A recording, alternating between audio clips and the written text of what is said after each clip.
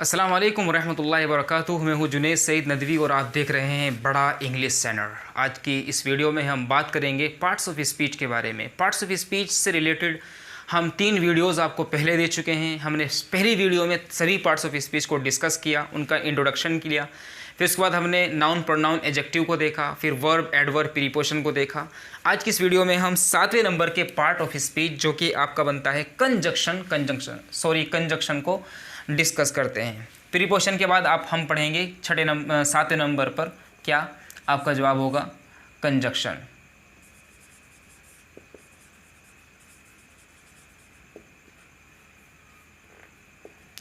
Conjunction को आप क्या बोलते हैं? पहली वीडियो में आपने चेक किया होगा। हम कंजक्शन को बोलते हैं लिंकिंग या फिर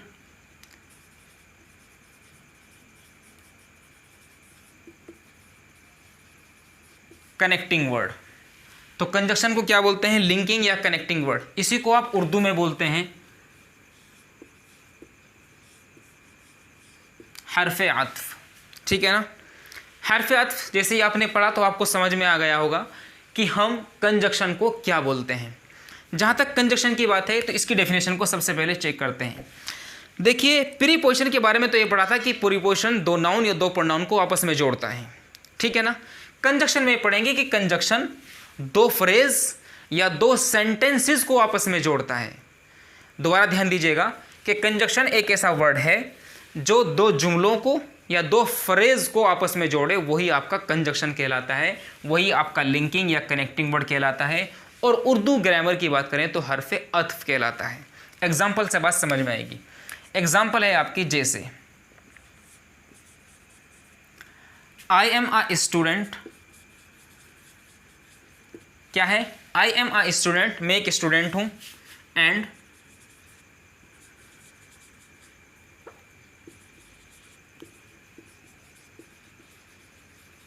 यू आर अ टीचर, और आप एक टीचर हैं। तो यहां पे देखिए 2 अलग अलग सेंटेंस है। एक सेंटेंस तो आपका यहां से शुरू होता है और यहां पर ख़त्म होता है, और दूसरा सेंटेंस शुरू होता है और यहां पर ख़त्म होता है। ये 2 अलग अलग सेंटेंस है और इन दोनों सेंटेंस को आपस में जोड़ने का काम किया है किसने? आपका जवाब होगा एंड ने। और यही एंड आपका क्या बन जाएगा? यही बन जाएगा आपका कंजक्शन। तो कंजक्शन एक ऐसा वर्ड होता है जो 2 सेंटेंस को या 2 फ्रेजेस को आपस में जोड़ देता है और दोनों को आपस में जोड़ करके एक नई मीनिंग लेकर के आता है। तो यहाँ इस सेंटेंस में कहा गया कि आई एम अ स्टूडेंट, मैं तो एक स्टूडेंट हूँ, and you are a teacher, और आप एक टीचर हैं। इसी तरह से दूसरे एग्जाम्पल ले सकते हैं। जैसे हम बोलते हैं किसी को करो या मरो, करो या मरो, तो डू और डाई। तो कि डू देखिए एक सेंटेंस है, डू करो यानी इंपेरेटिव सेंटेंस है। ठीक है ना? हम काइंड्स ऑफ सेंटेंस में भी बात करेंगे कि हम इंपेरेटिव सेंटेंस किसको बोलते हैं। तो डू करो, डाई मरो, करो मरो। बात नहीं आ रही थी समझ में, लेकिन जब हमने ओ यूज कर दिया तो ओ और का मतलब होता है या। तो करो या मरो, डू और डाई। तो यहां पर 2 अलग अलग सेंटेंस थे, डू और डाई। इन दोनों को जोड़ने का काम किया किसने? और ने। और यही आपका क्या बन जाएगा? यही बन जाएगा आपका कंजक्शन। उम्मीद करता हूं ये भी आपको बात समझ में आ गई होगी। अब लास्ट नंबर पर आता है कंजक्शन के बाद 8वें नंबर पर इंटरजेक्शन। जल्दी से बताएंगे इंटरजेक्शन को क्या बोलते हैं। इंटरजेक्शन को बोलते हैं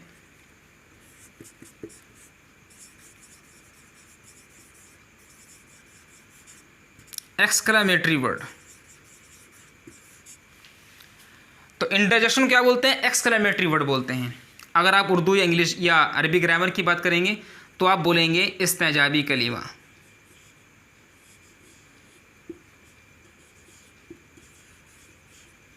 इसी को बोलेंगे इस्तेजाबी कलीमा। यानी इंटरजेक्शन वो वर्ड होता है जो हम अंदर की जो भावनाएं हैं, जो इंटरनल फीलिंग है, स्ट्रॉन्ग फीलिंग है, रैंडम और जो सडन फीलिंग है, यानी किसी भी चीज़ को देख करके, किसी भी चीज़ को सुन करके जो अचानक से हमारे जो एहसासात एकदम से जो एक्सप्रेस होते हैं, ओ वाह, ये सब हमारे इंटरनल फीलिंग्स होती हैं। उनको प्रेजेंट करने के लिए, उनको एक्सप्रेस करने के लिए जिन वर्ड्स का हम सहारा लेते हैं वही वर्ड्स कहलाते हैं क्या? आपका जवाब होगा इंटरजेक्शन। बोले तो एक्सक्लेमेटरी वर्ड, जिसको आप बोलते हैं अरबी ग्रामर में या उर्दू ग्रामर में इस्तेजाबी कलीमा।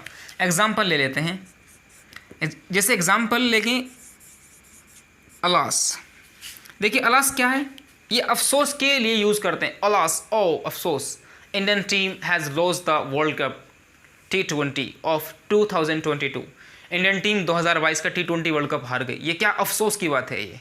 वाह, आई हैव सक्सीडेड, मैं तो कामयाब हो गया हूँ। यहाँ पर खुशी का इजहार किया जा रहा है, ठीक है ना। दूसरी बात यहाँ पर ये भी है कि जो एक्सक्लेमेटरी वर्ड होता है, एक्सक्लेमेटरी वर्ड एक निशान के साथ यूज़ होता है और वो निशान आपका इस तरह का होता है। तो जो ये निशान है ये वाला, इसी को हम बोलते हैं एक्सक्लेमेशन मार्क। ध्यान रखना, इस निशान को क्या बोलते हैं, एक्सक्लेमेशन मार्क। तो हमेशा इंटरजेक्शन या एक्सक्लेमेटरी वर्ड के साथ ये वाला निशान इस्तेमाल किया जाता है और इसी को बोलते हैं एक्सक्लेमेशन मार्क। तो अलास जो कि अफसोस के लिए होता है, रेग्रेट के लिए होता है। इसी तरह से वाओ, वाओ क्या हुआ, आई हैव सक्सीडेड, मैं तो कामयाब हो गया हूँ। इसी तरह से ओह, जहाँ पर अफसोस करना हो, दुख एक्सप्रेस करना हो, ओह। इसी तरह से एक वर्ड सैड भी यूज़ होता है, सैड, उदासी के लिए होता है। तो जो इस तरह के वर्ड हैं 1 2 3 4, ठीक है ना, और भी बहुत सारे वर्ड्स हैं। इन सभी को बोलते हैं क्या, आपका जवाब होगा इंटरजेक्शन, बोले तो एक्सक्लेमेटरी वर्ड। उम्मीद करता हूँ ये वीडियो भी आपको अदर वीडियोस की तरह बेहतर लगी होगी, पसंद आई होगी। तो आज हमने पार्ट्स ऑफ स्पीच को पूरी तरह से हमने देख लिया है, हर चीज़ को बहुत डिटेल के साथ में डिस्कस कर चुके हैं। तो पार्ट्स ऑफ स्पीच का जो टॉपिक है वो ख़त्म हुआ है। अब हम आगे बहुत दिलचस्प और इंटरेस्टिंग वीडियोस लेकर के आएंगे। आप धीरे धीरे बढ़ रहे हैं इंग्लिश ग्रामर के लर्निंग की तरफ, जहाँ पर हम इंग्लिश ग्रामर को बहुत मजबूती से सीख करके एक अच्छे इंग्लिश स्पीकर बन सकते हैं।